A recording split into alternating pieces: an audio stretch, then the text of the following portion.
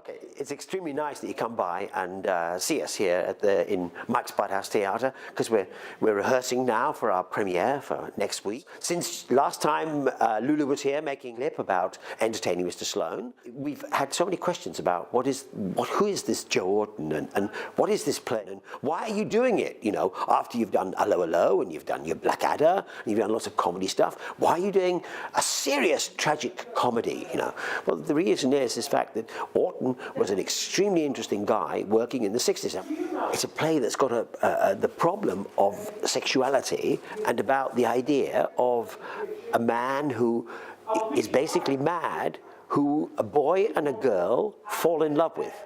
And he is in a kind of psychotic state, so that he will love anybody. And a brother and sister living in a very poor part of London fall in love with him, and he falls in love with them. Now, I'm not going to tell you the whole story, just to say that many people regard Joe Orton, who was a wonderful writer, and he had a very short life, a short, sad life, but in his short life he produced these brilliant plays, and people have called him the working class Oscar Wilde. As we've been working on the play, all the questions that you've been asking us, why is Mr. Sloane interesting? It's the relationship between the characters, and the language that he uses is both tragic and comic. Now, that's something that's really interesting, and that's something that excites me as a director, and that's something I want to direct. And it's going to be a lot of fun. It's always a lot of fun here in our theatre. But you'll see something completely new, and you'll also see my actors doing something completely new as well. He was born in like 1939, before the Second World War, in a poor part of Leicester, in the northern part of England. He had difficulty writing and reading. He then becomes an actor, goes to theatre school, and he meets his boyfriend, who's also a writer.